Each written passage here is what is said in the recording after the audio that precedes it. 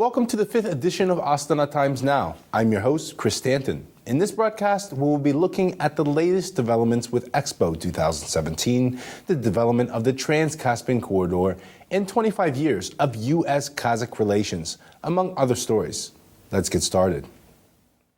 Kazakhstan's Central EXPO 2017 Pavilion Nur Alem offers visitors unique ways to explore the potential of green energy. One such display offers information about solar cars. EXPO Pavilion guide Aybek Mukhambekov demonstrates for visitors a German model solar car called BioCruiser. Let's hear more about what he has to say. The solar car called the BioCruiser was made in Germany. This car can hit a max speed of 120 kilometers per hour at full throttle. Fully charged, it can travel approximately 500 kilometers. The pavilion's other digital, interactive, and multimedia displays allow tourists to explore solar energy in different ways, including a touch-based game that teaches players about the composition of the surface of the sun. About 70% of Kazakhstan is sunny all year round, and the country hopes to produce 50% of its electricity from renewable sources by 2050. The Kazakh government is developing a digital Kazakhstan program, which could offer smarter homes, more efficient lights, and other daily uses for green energy. Let's hear more. Digital Kazakhstan organizers at EXPO 2017 are working with the world's top innovators in new technologies to find the best tech innovations. We will provide every citizen of the city with a social card that you can pay for transportation, food, or as one-time use card. This will be launched next year and will be under the project Digital Kazakhstan.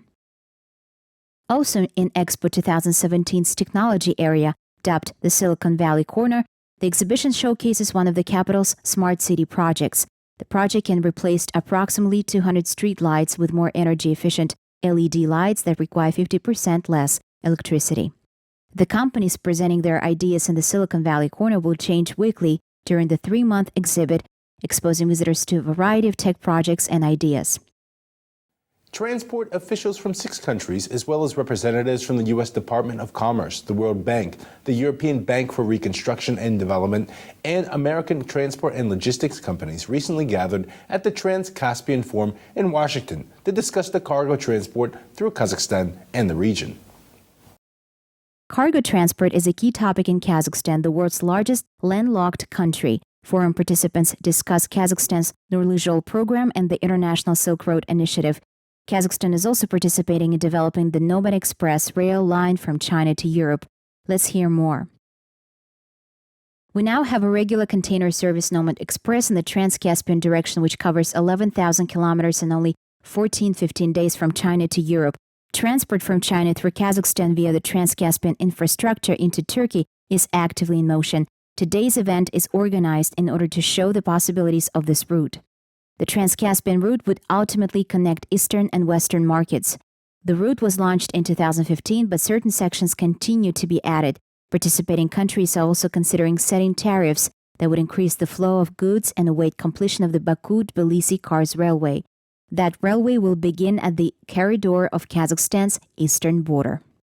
Despite geographic distance, Kazakhstan and the United States have developed an ongoing relationship since diplomatic relations were launched in 1992. This relationship was subject to a recent international conference marking the 25th anniversary of bilateral relations. U.S. Ambassador to Kazakhstan George Crow spoke at the conference, noting the importance of EXPO 2017 and expressing a desire to expand relations. EXPO 2017, which is being held in Astana, is an economic relationship for us, leading to further expansion. Basically, right now, our economic relations are based in the energy sector. We want to broaden this economically further between Kazakhstan. Participants also discuss cooperation in international security, trade, business, and the cultural and humanitarian spheres.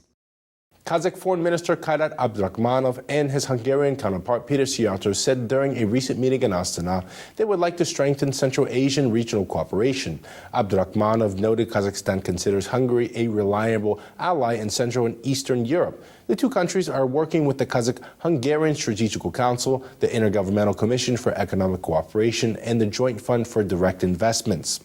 They're also building a cultural partnership, as many Hungarians say that they can trace their historical roots to Kazakhstan. The Foreign Minister Szijjártó also notes the country's economic cooperation. We created an agricultural fund with a total capital of $40 million, and the ultimate goal of this is to assist Kazakhstan in developing technologies in the agricultural sector. In addition, the largest Hungarian company invested $200 million. In addition, direct Astana to Budapest flights were launched this year.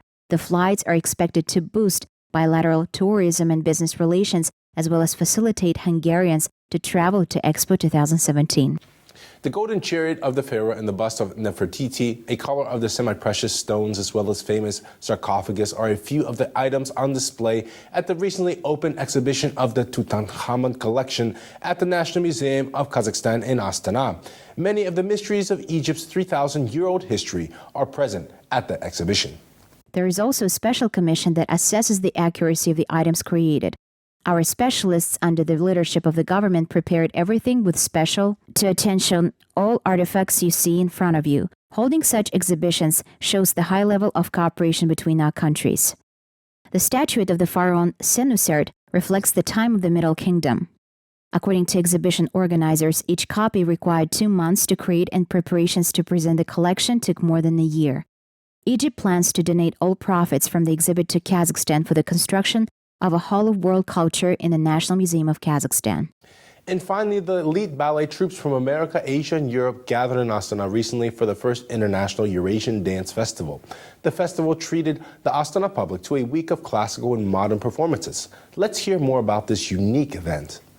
Dancers performed the production Legacy of the Great Step, as well as one-act performances Gaia and the Fuego Lento. Also, for 6 days, the public witnessed performances by the famous troupe from South Korea, Universal Ballet, and the legendary American band Rock the Ballet.